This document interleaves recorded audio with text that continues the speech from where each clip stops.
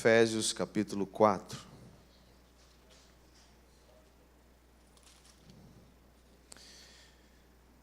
Vamos ler do versículo 11 ao 16. Eu pedia que você ficasse de pé, por gentileza, por um instante. Efésios capítulo 4, versículos 11 a 16. Diz assim: E ele mesmo concedeu uns para apóstolos, outros para profetas, outros para evangelistas e outros para pastores e mestres, com vistas ao aperfeiçoamento dos santos, para o desempenho do seu serviço, para a edificação do corpo de Cristo, até que todos cheguemos à unidade da fé e do pleno conhecimento do Filho de Deus, à perfeita varonilidade, à medida da estatura da plenitude de Cristo. Para que não mais sejamos como meninos agitados de um lado para o outro e levados ao redor por todo vento de doutrina, pela artimanha dos homens, pela astúcia com que induzem ao erro.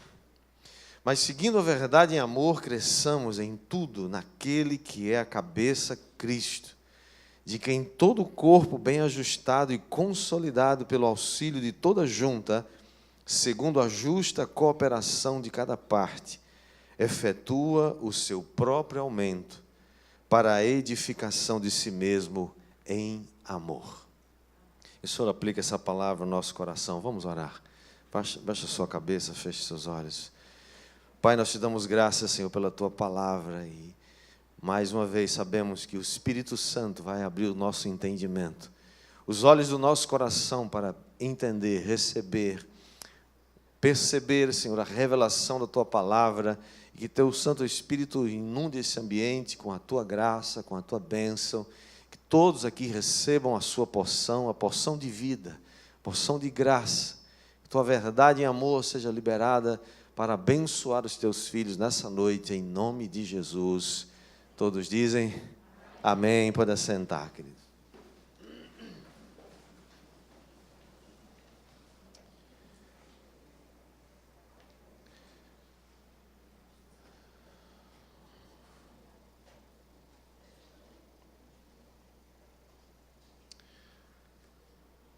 Meus queridos, eu creio que todos nós precisamos ter algo especial dentro de nós.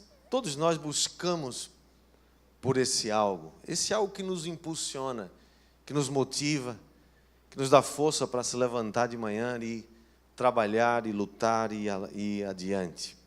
Eu creio que esse é um segredo, o segredo de cada ser humano,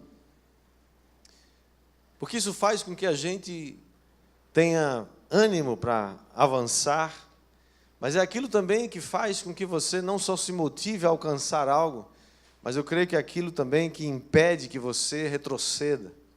Eu creio que esse algo especial que deve existir no coração de cada um de nós, ele deve nos impulsionar a seguir a Jesus, e ele também deve nos ajudar a não retroceder e a não se afastar de Deus. É por isso que nós precisamos viver ou estar perto de pessoas que são apaixonadas por Jesus. Precisamos estar perto de pessoas que têm uma fé ardente, uma fé forte. Precisamos estar junto de pessoas que têm uma paixão e uma alegria contagiante. Porque o outro lado também é verdade. Quando você se mantém junto de pessoas que estão sempre falando de um fracasso, estão sempre falando de alguma coisa que não vai dar certo, pessoas que são cheias de decepção na vida e que veem a própria vida como uma amargura, isso acaba nos afetando muito fortemente. Não quero dizer que a gente tenha que se afastar dessas pessoas, mas a gente precisa buscar em Deus esse algo que nos impulsiona, que nos move. E o que é esse algo? Eu creio que esse algo é o coração de Deus. O que é esse coração de Deus? Mas como você pode ter dentro de você o coração de Deus? Uma pessoa que tem o coração de Deus é aquela que sabe ouvir a voz de Deus. É aquela que percebe a vontade de Deus, o desejo de Deus, que enxerga com clareza o propósito da sua vida. Você tem clareza de qual é o propósito da sua vida? Você sabe por que você existe? Por que você está aqui nesse planeta? Quem te trouxe para aqui? Para onde você vai? Você crê que você tem um futuro, que você constrói o seu futuro, você tem um propósito? Como você vê isso? Porque a partir desse entendimento, isso vai mudar ou vai determinar o rumo que você vai ter na sua vida. Eu creio que essa vontade de Deus, esse algo palpitando dentro do nosso peito, que nos leva adiante. E eu creio, amados, que esse coração de Deus, a vontade de Deus, quando você lê as Escrituras Sagradas, você vai ler de Gênesis a Apocalipse, o desejo de Deus é habitar em nós. O desejo de Deus é viver em nós. O desejo de Deus é sermos sua morada. Deus começou lá no jardim um dia, construindo um lugar para ele. Os rabinos judaicos diziam que o Éden era um lugar da habitação de Deus. Um dos significados do Éden é que aquilo ali era um lugar da habitação de Deus. Deus planejou isso. Claro que o homem pecou, foi expulso do paraíso, mas Deus não desistiu do seu projeto. Ele continua desejando habitar em mim e em você. E durante todo o Antigo Testamento nós vemos esse retorno de Deus, esse alinhamento de Deus, mostrando esse desejo de habitar entre o povo. Assim foi com o tabernáculo. O tabernáculo de Moisés, ele deu todas as medidas como deveria ser construído. E esse tabernáculo ficava bem no meio do povo, quase 3 milhões de pessoas acampadas ao redor, 3 tribos ao norte, 3 ao sul, 3 ao leste, 3 ao oeste. O tabernáculo ficava bem no meio. E o tabernáculo, essa palavra tabernáculo significa que Deus desejava tabernacular com o seu povo, ou seja, Deus sempre está desejando interagir com você. Nosso Deus não é aquele Deus distante que um dia criou todas as coisas e foi embora, está num lugar incerto, não sabido. Não, nosso Deus é um Deus que, apesar de habitar numa grande, tremenda glória, está sentado num trono. Diz a Bíblia que Ele interage com o quebrantado, com o contrito de coração. Apesar de ser o Deus Todo-Poderoso, Ele interage, Ele se inclina. O Salmo 40 diz que Deus se inclina para ouvir o clamor do necessitado. Ele se inclina para ouvir o que você tem a dizer. O seu pedido, a sua oração é ouvida lá nos céus. Quem entendeu isso, dá glória a Deus por isso. Esse é o nosso Deus. Mas Ele não só deseja habitar individualmente em cada um de nós. A Bíblia diz que nós somos o templo do Espírito Santo, amém? Todos entendem isso? Mas não só Ele quer habitar dentro de nós, Ele quer habitar em nós como uma casa. Se você entrar aqui no estacionamento, você vê, tem 3 frases ali na nossa placa. Conhecendo Deus, amando pessoas, edificando uma casa para Ele. Nós nunca podemos nos esquecer disso, porque isso palpita no coração de Deus. O desejo de construir uma casa com pedras, não de pedras. Agora Deus não habita em prédios feitos por mãos humanas. Ele habita em prédios agora feitos de pedras vivas, que sou eu e você. Quem entendeu isso? Nós só podemos, porém, viver essa vida plena e abundante que Deus prometeu.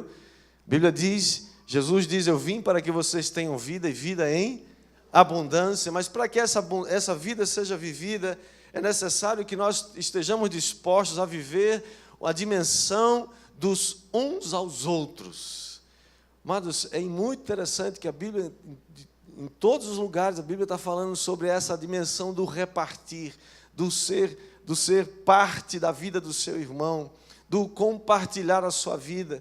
Quando nós nos ajuntamos, o Salmo 133 diz que é bom e é agradável quando os irmãos vivem em unidade, vivem em união, quando eles combinam, quando eles concordam a respeito de algo. A Bíblia diz que ali onde há esse tipo de atitude e de prática, o Senhor ali ordena a sua bênção para sempre. Ali o Senhor ordena a sua graça, o óleo do Espírito derramado sobre esse lugar. Quem está me entendendo, diga amém. Portanto, a chave para sermos esse lugar onde algo é comunicado ao seu coração e onde Deus deseja habitar, a chave é o relacionamento uns aos outros. É por isso que nós somos tão atacados nessa área. O desejo do nosso inimigo é que a gente quebre relacionamentos, que a gente vive isolado. As estatísticas dizem que as pessoas que vivem isoladas, elas têm aproximadamente 3 vezes mais possibilidades de adoecer e morrer do que aqueles que vivem numa comunidade ou que possuem fortes laços de relacionamento. Até mesmo aquelas pessoas que têm hábitos nocivos, hábitos danosos, como, por exemplo, fumar, como, por exemplo, consumir álcool ou se alimentar mal.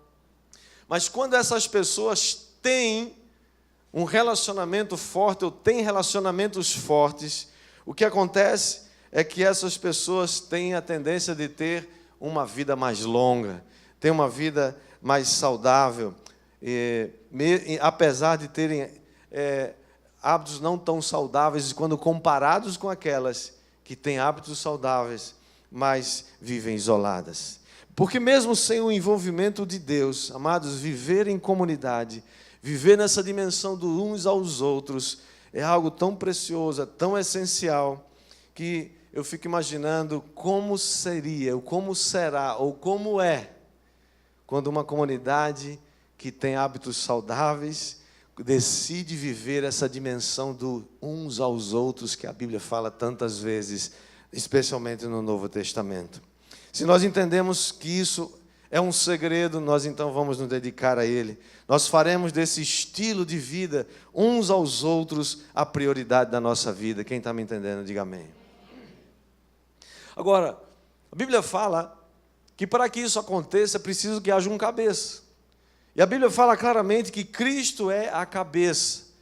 Estamos, obviamente, falando de um corpo. Desde o momento que Jesus foi ressuscitado e ele se assentou à direita de Deus, como diz a Escritura, ele recebeu um corpo. E o corpo que ele recebeu é a sua igreja. Cristo é a cabeça, mas como a cabeça precisa de um corpo para ser completo, assim também a igreja, como um corpo, precisa de uma cabeça para ser completa. Portanto, se a igreja é o corpo, Cristo é a cabeça. Mas qual a função do corpo? Nós sabemos que o corpo é essa parte que dá expressão às ideias, dá expressão dos pensamentos, dos atos, dos planos, dos desejos, e esses só podem ser expressados através do corpo. Imagina se a cabeça dá um comando para andar e os pés não respondem. Imagina se a cabeça dá um comando para pegar alguma coisa, pegar água e a mão se recusa. Não vai funcionar. O corpo precisa funcionar em unidade. Quando a cabeça deseja falar, se mover e operar, é o corpo que expressa essas funções. E nós aqui, amados, fazemos parte desse corpo de Cristo. Vire para o seu vizinho e diga para ele: você faz parte desse corpo de Cristo. Portanto, é natural então deduzir que Cristo se move na terra através da sua igreja. Vou dizer de novo. Cristo se move na terra através do seu corpo, que é a igreja. Você vai dizer assim: Cristo, diga comigo, Cristo se move na terra através de mim, que faço parte do seu corpo. E o que aconteceria se a cabeça, se o corpo não respondesse à cabeça? A igreja, chamada da plenitude de Cristo, o corpo de Cristo, é aquele onde todos os membros estão prontos, estão aptos, ou estão disponíveis e são capazes de expressar o que a cabeça está pensando ou falando. O grande problema do corpo que não funciona, é porque Imagina se cada órgão do corpo decide ter a sua própria ideia, seu próprio projeto. Imagina que amanhã de manhã você levanta, e aí na hora de se levantar, sair da cama, as pernas falam, estou cansado. Já andei demais uma semana inteira, vou ficar uma semana de folga, estou fora, vou ficar de férias.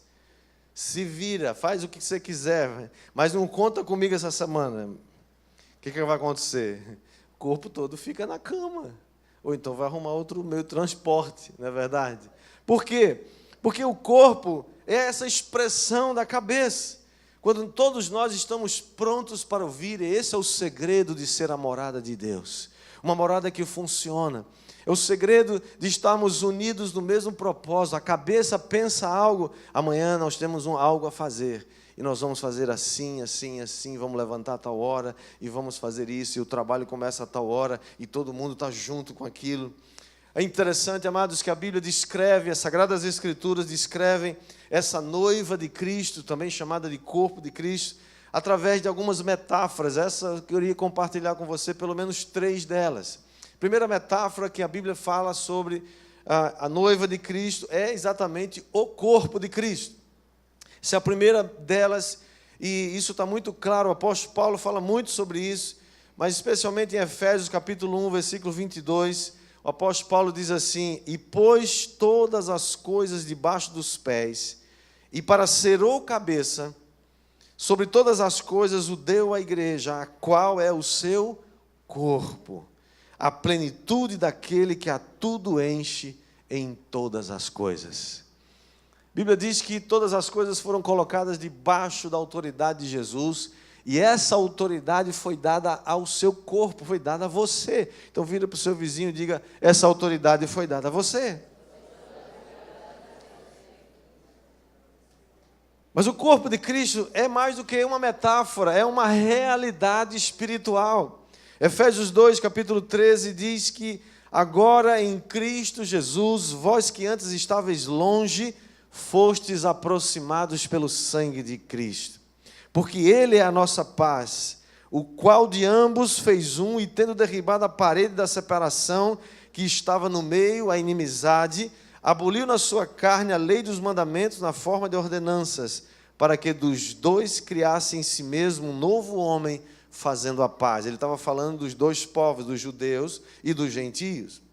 E diz mais, e reconciliasse ambos em um só corpo por intermédio da cruz, destruindo por ela a inimizade, e vindo, evangelizou paz a vós outros que estáveis longe, e paz aos que estavam também perto.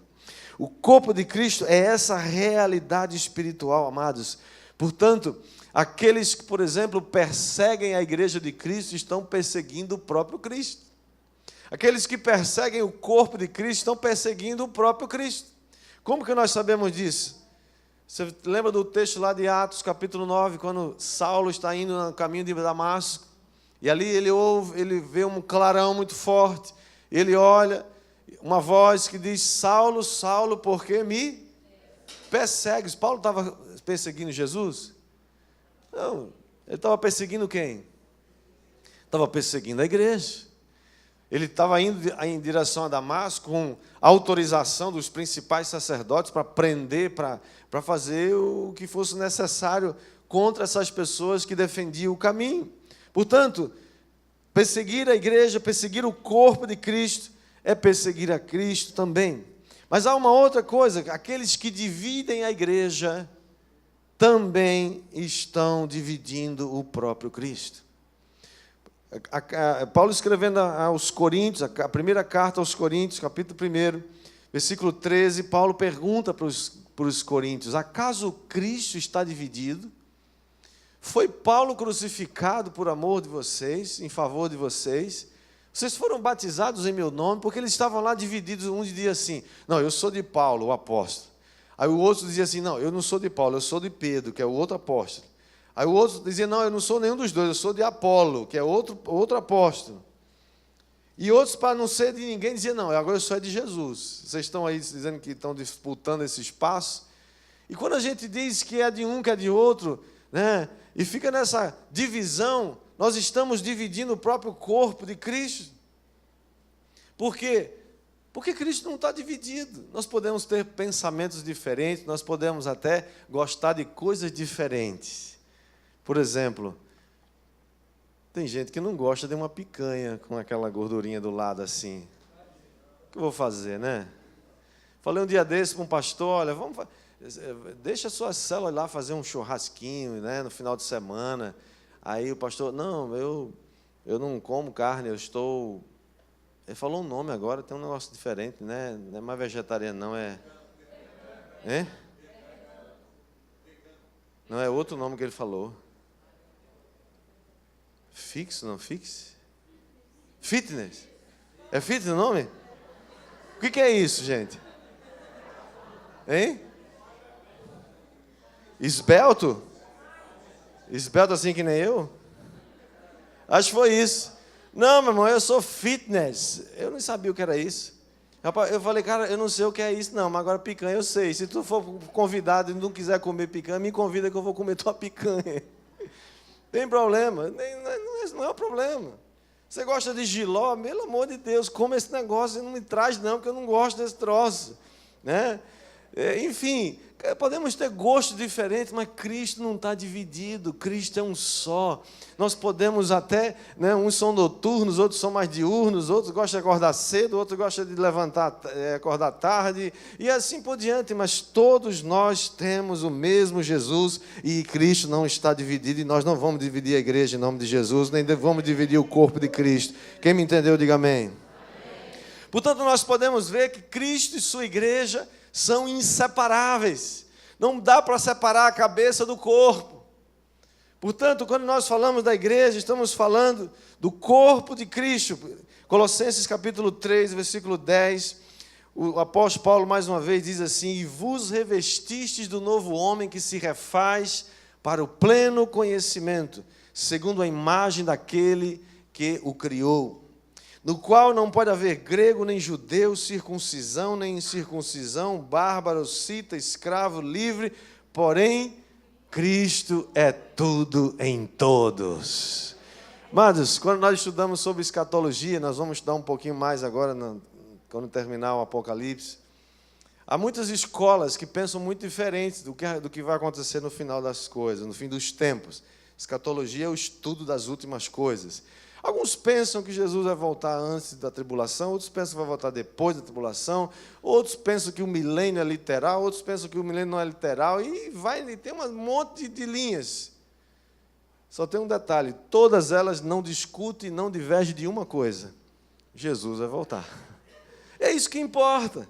Importa que Cristo é tudo em todos, e mais ainda, a Bíblia diz que Deus destruirá aqueles que tentam destruir a igreja, o seu corpo. Está lá em 1 Coríntios, capítulo 3, versículo 16, diz assim: não sabeis que sois santuário de Deus, e que o Espírito de Deus habita em vós? Se alguém destruir o santuário de Deus, Deus o destruirá, porque o santuário de Deus, que sois vós, é sagrado. Meus queridos, é por isso que eu tenho muito temor de falar da igreja de Cristo em algum momento da minha vida. Tem muita gente hoje, especialmente nas redes sociais, gostam de falar de tudo que não entendem. Não fale da igreja, você não conhece o que está acontecendo. Não fale de pastores que você não conhece, você só conhece pela mídia. A imprensa nem sempre é justa, aliás, às vezes, na maioria das vezes, ela vende notícias, ela vende versões. Essa é a verdade. Não fica tirando suas conclusões, especialmente quando se fala de corpo de Cristo, a igreja de Jesus. Não faça julgamentos, você não foi chamado para ser juiz. Deixa Deus julgar, cuida de você, cuida da sua casa, cuida dos seus relacionamentos, vai cuidar em servir ao Senhor, vai cuidar em ser uma parte do corpo que funciona, que está funcionando, que está abençoando o outro, que está repartindo aquilo que Deus tem derramado sobre a sua vida. Quem está me entendendo? Amém. O corpo de Cristo é sagrado, como diz aqui o texto de 1 Coríntios. Mas a segunda metáfora que a Bíblia também fala sobre a igreja de Cristo é que ela é uma família. Nós aqui somos uma família, amém? Diga para o seu vizinho, nós somos uma família. Efésios 2, capítulo 2, versículo 18. O apóstolo Paulo também escrevendo aos Efésios diz: porque por ele ambos temos acesso ao Pai em um espírito, assim já não sois estrangeiros e peregrinos, mas concidadãos dos santos e sois da família de Deus. Meu querido, você não é um órfão abandonado e rejeitado pelos seus pais. Você nasceu na família de Deus.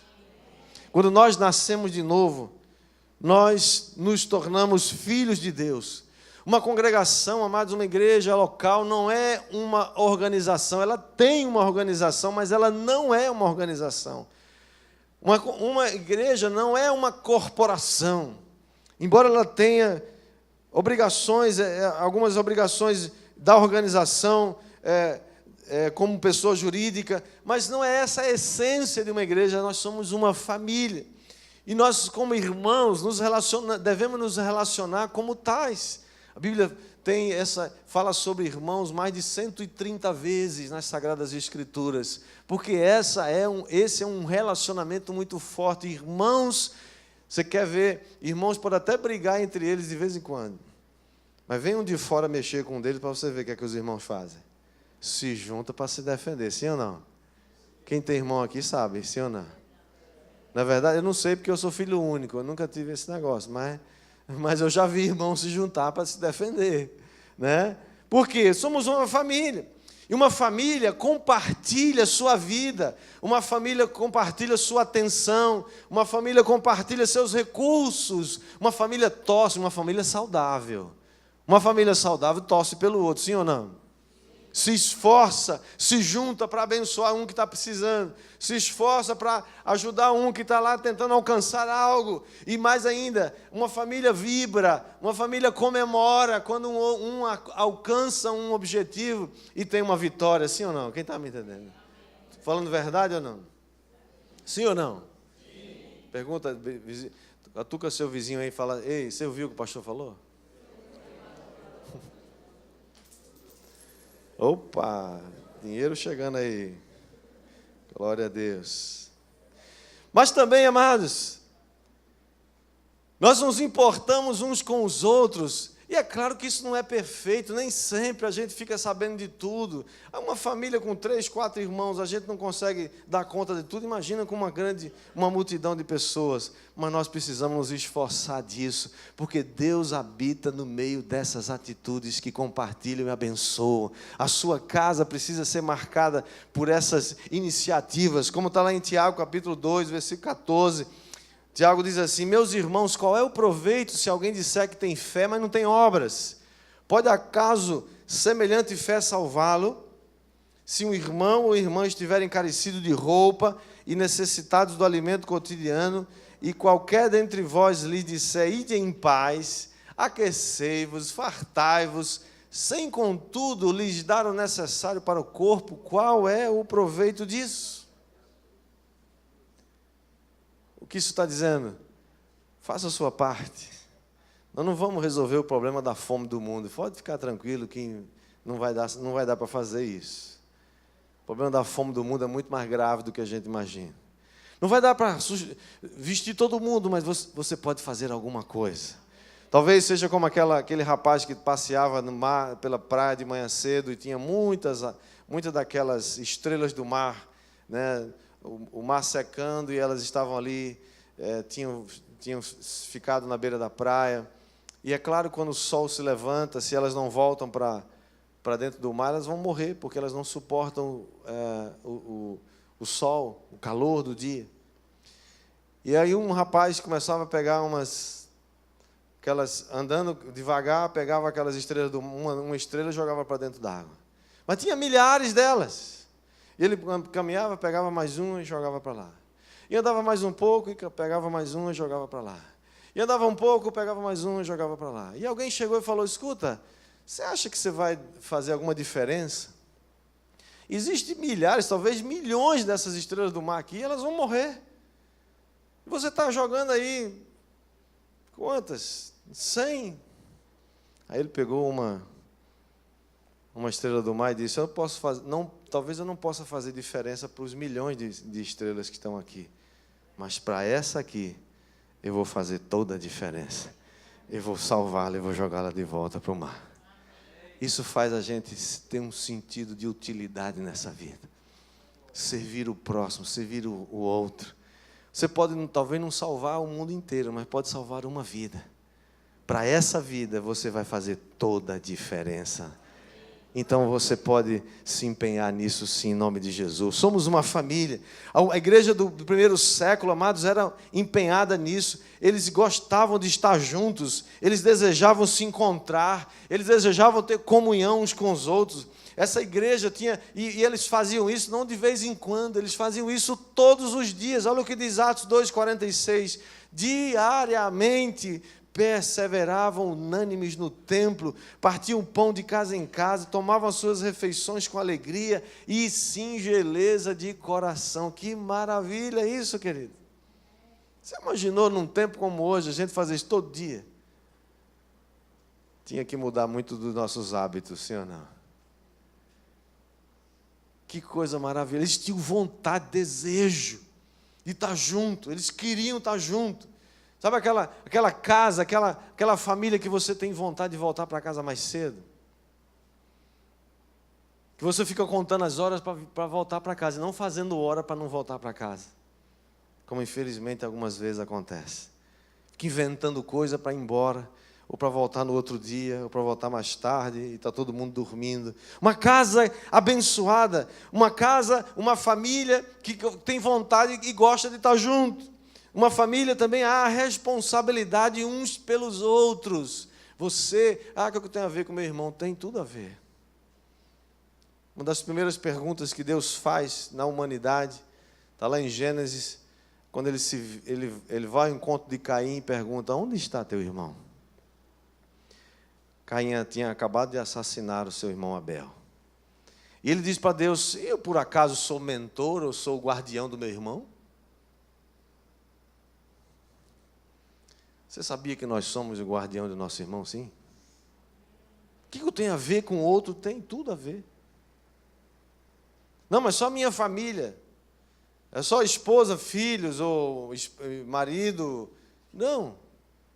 Nós somos uma família muito maior do que isso. E nós somos, sim, responsáveis uns pelos outros. Olha o que está dizendo aqui, Romanos capítulo 15, versículo 1. Ele diz: nós que somos fortes devemos suportar as debilidades dos fracos e não agradar a nós mesmos. Versículo 2: portanto, cada um de nós agrade ao próximo no que é bom para a edificação. Meu irmão, se você sabe que tem alguém que está chateado com você por alguma razão, você nem sabe por quê, você nem sabe que fez nada, vai lá e pergunta: escuta, querido, o que foi que eu fiz? Me perdoa. Não fiz nada, ele que quiser que venha. Numa família saudável isso não acontece. Uma família saudável, você vai atrás e você pergunta: escuta, o que eu posso fazer para restaurar o nosso relacionamento? O que eu posso fazer? O que eu fiz que eu preciso restituir? Essa é a família de Deus.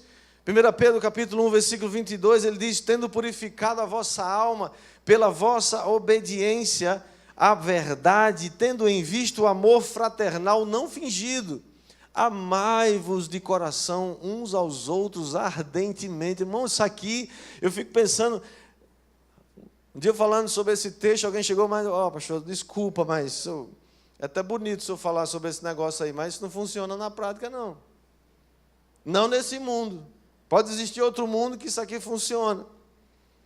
Está dizendo aqui que a gente deve se amar de coração uns aos outros, e ele ainda põe mais uma lapada e diz: ardentemente. Amai-vos uns aos outros de coração, sem fingimento e de forma ardente.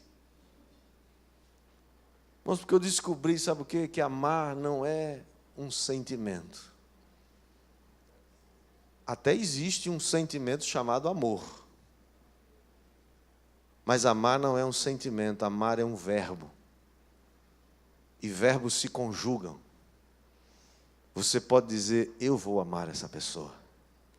É por isso que quando Deus diz na sua palavra, lá em Colossenses, Paulo diz: maridos, amai vossas mulheres. Ele não está dizendo que, olha, se você sentir que deve amar, naquele dia que ela é boazinha com você, naquele dia que ela está legal, naquele dia que ela está feliz da vida, naquele dia você ama. Mas naquele dia que ela está daquele jeito, com aquelas contas que não fechou ainda do mês, ela está daquele jeito, dando, né?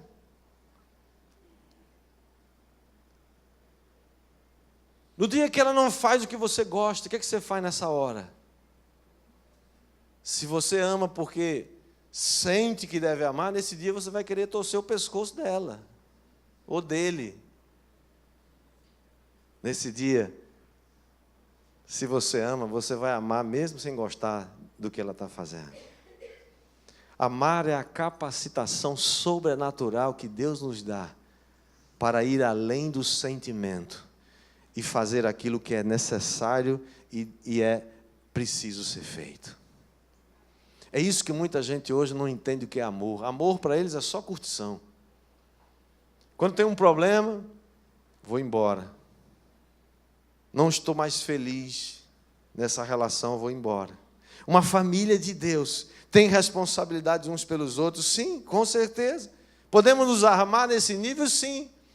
Descobrir que nós podemos amar sem gostar da pessoa.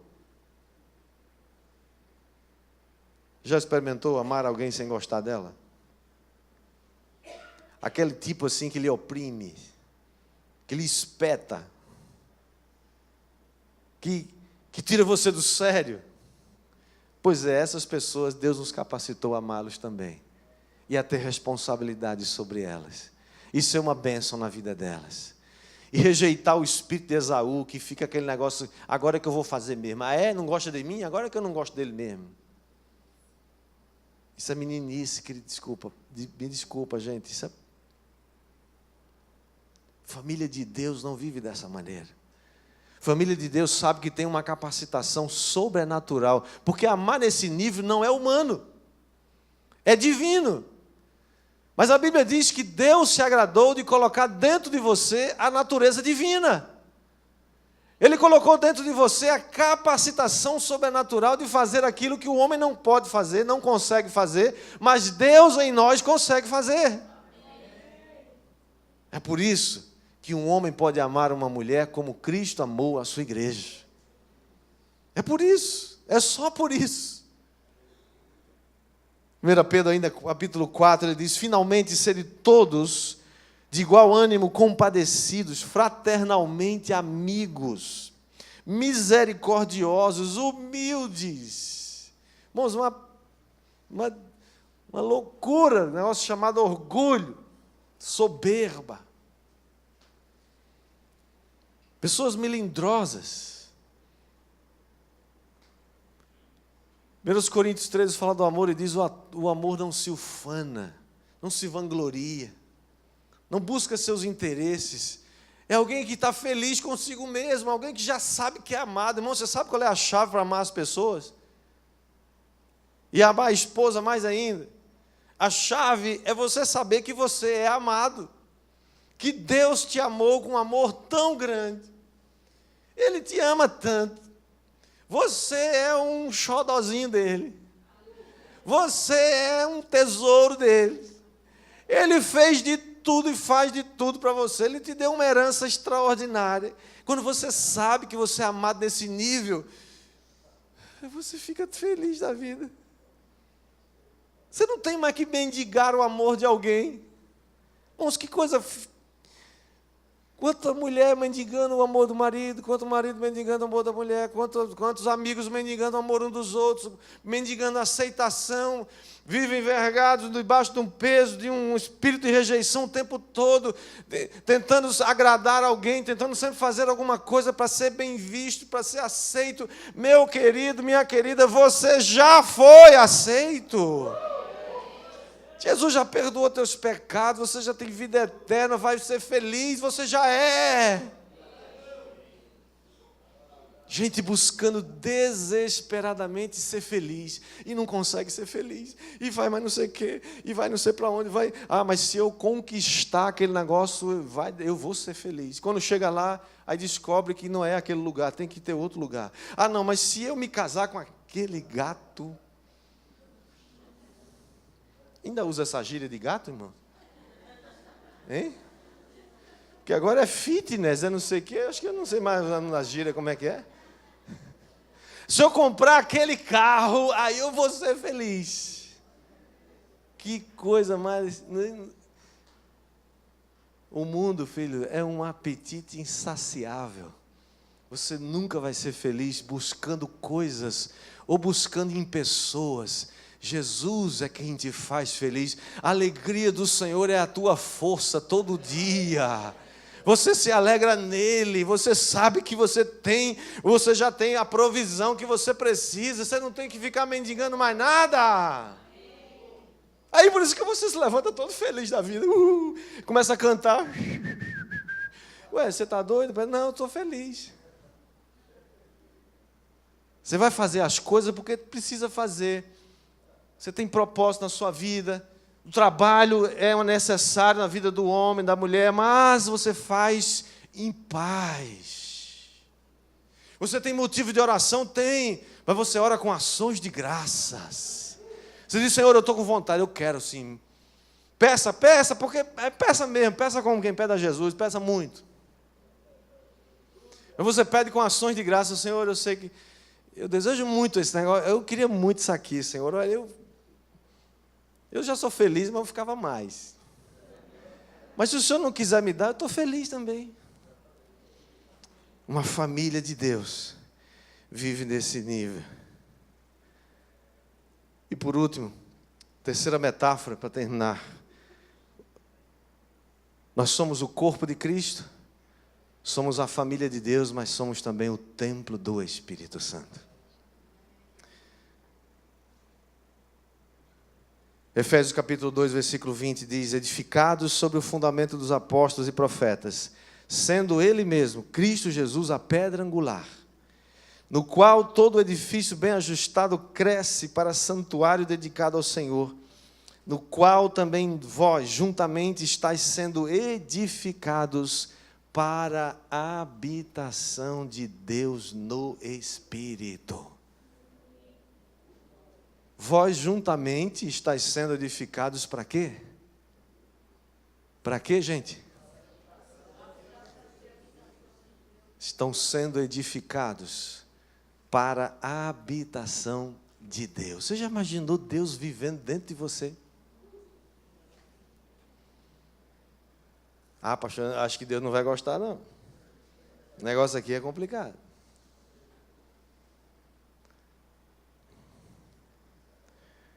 Essa é a bênção de servir a um Deus tão precioso. Deus nos escolheu para sermos essas pedras vivas com as quais Ele está edificando essa casa espiritual para a sua habitação. E o último texto que eu quero ler com você está em 1 Pedro capítulo 2, versículo 5, versículo 9, que diz assim, também vós mesmos, vamos ler juntos esse texto, que ele é muito poderoso. Vamos ler no telão, todo mundo na mesma versão. Também vós mesmos, como pedras que vivem, sois edificados casa espiritual, para ser de sacerdócio santo, a fim de oferecer de sacrifícios espirituais, agradáveis a Deus, por intermédio de Jesus Cristo. Versículo 9. Vós, porém, sois raça eleita, sacerdócio real, nação santa, povo de propriedade exclusiva de Deus, a fim de proclamardes as virtudes daquele que vos chamou das trevas para a sua maravilhosa luz. Você podia dar um aplauso a Jesus bem forte.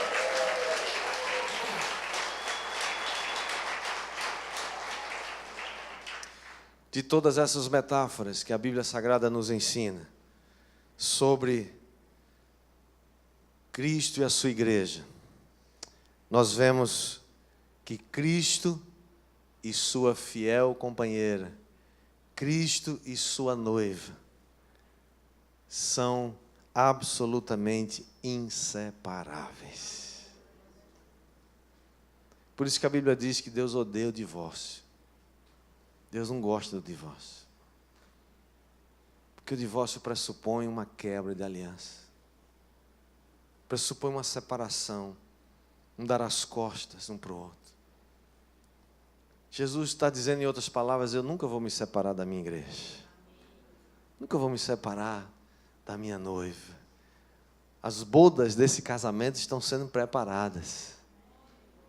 Há 2000 anos que os anjos preparam essa festa. Vai ser uma festança. Vai ser uma balada santa. Santa. E você faz parte dela. Quem faz parte dessa bênção e entendeu o que eu falei em nome de Jesus, dê um glória a Deus e fique de pé onde você está, vamos orar. Obrigado, Jesus, pela tua palavra, Senhor. Te louvo, Senhor, porque ela é viva e eficaz. Ela é mais penetrante do que espada alguma de 2 gumes. Senhor, nós te louvamos porque essa palavra nos posiciona, nos coloca no nosso devido lugar, Senhor. Lugar onde as pedras vivas estão sendo colocadas em posições apropriadas, formando uma linda casa, um lindo tabernáculo onde o Senhor deseja habitar. Senhor, permita que a argamassa do Espírito Santo, o óleo do Espírito seja derramado em nós e através de nós e entre nós. Que cada um aqui saiba, Senhor, em nome de Jesus, viver essa liberdade do corpo, mas viver também essa disciplina do corpo de se ajudar, de servir uns aos outros, de repartir uns com os outros. Senhor, essa dinâmica da família, nós somos sim responsáveis uns pelos outros. Essa dinâmica, Senhor, de que nós nos comprometemos uns com os outros, repartimos os nossos recursos para ajudar uns aos outros, a alcançar seus alvos, objetivos, alcançar seu propósito em Deus. Senhor, e obrigado porque somos esse templo majestoso do Espírito Santo, onde a tua casa está sendo edificada.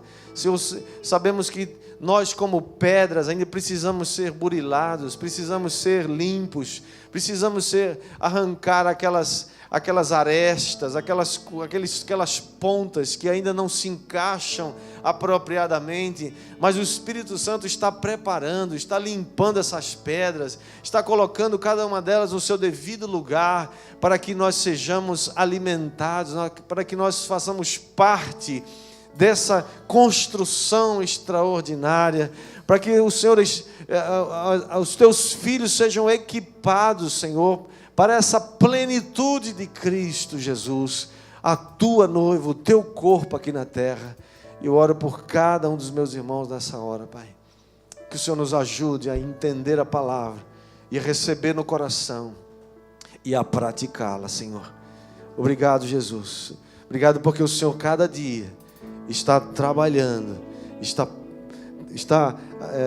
equipando cada um de nós com as ferramentas apropriadas para sermos uma bênção nessa terra, para fazermos muitos discípulos de Jesus, trazermos muitas pedras que vão se tornar pedras vivas e vão fazer parte dessa grande construção, a construção do reino de Deus.